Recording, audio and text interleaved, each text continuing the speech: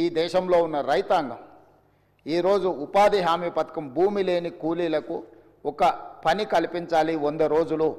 ఆ 100 రోజుల పని ద్వారా పేదలకు ఆహార భద్రత కల్పించవచ్చన్న గొప్ప లక్ష్యంతో ఉమ్మడి రాష్ట్రంలో అనంతపూర్లో, అదేవిధంగా తెలంగాణ రాష్ట్రంలో మహబూబ్ నగర్లో ఈ కార్యక్రమాన్ని దేశానికే అంకితం చేయడం జరిగింది. ఇదే విధంగా సమాచార హక్కు చట్టం కావచ్చు, రైట్ టు ఎడ్యుకేషన్ కావచ్చు, ఫుడ్ సెక్యూరిటీ కావచ్చు, ఇట్లా ప్రతి అంశంలో పారదర్శకమైన పరిపాలనను అందించాలి అనంటే పరిపాలనలో తీసుకురావాల్సిన మార్పులను అన్నింటినీ వారు ఏ మాత్రం కూడా వెనకడుగు వేయకుండా ప్రజలకు ఉపయోగపడుతుంది అని అనుకుంటే వారు ఏ మాత్రం కూడా వెనక ముందు ఆలోచన చేయకుండా 10 సంవత్సరాలు ఒక అద్భుతమైన పరిపాలనను అందించడమే కాకుండా చట్టంలో సమూలమైన మార్పులను తీసుకురావడం జరిగింది అధ్యక్ష.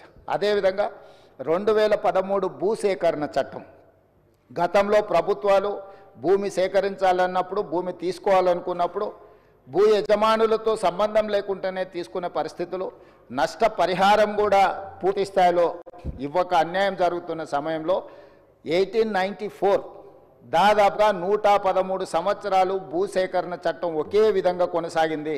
బ్రిటిషర్స్ ఏర్పాటు చేసిన భూసేకరణ చట్టం స్వతంత్రం వచ్చినాక కూడా దాదాపుగా 6.5 దశాబ్దాలు అదే చట్టాన్ని కొనసాగించిన.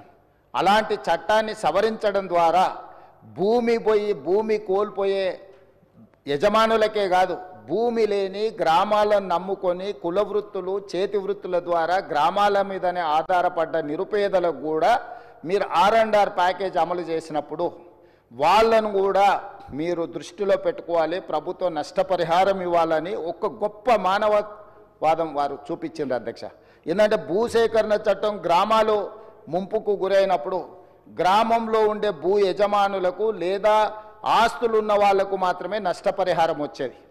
గ్రామాన్నే నమ్ముకున్న కుల వృత్తులు, చేతి వృత్తులకు సంబంధించిన వాళ్ళు, భూమి లేని వాళ్ళు, సొంతంగా ఇల్లు లేని వాళ్లకు ప్రభుత్వం ఎలాంటి నష్టపరిహారం ఇచ్చేది కాదు అంతకంటే ముందు. కానీ డాక్టర్ మన్మోహన్ సింగ్ గారు తీసుకొచ్చిన 2013 భూసేకరణ చట్టం ద్వారా గ్రామాలలో ఉన్న ముంపుకు గురైతున్న గ్రామాలలో ఉన్న నిరుపేదలు ఎవరైతే ఉన్నారో కుల వృత్తులను, చేతి వృత్తులను నమ్ముకున్న వాళ్ళకు కూడా ఖచ్చితంగా ప్రభుత్వం సహాయం అందించాలి. గ్రామమే మునిగినప్పుడు, గ్రామం మీద ఆధారపడి బతుకుతున్న వాళ్ళు నిరాశ్రయులు అన్నప్పుడు ఎక్కడికి వెళ్ళాలనో, ఎక్కడ బ్రతకాలనో తెలియని పరిస్థితి.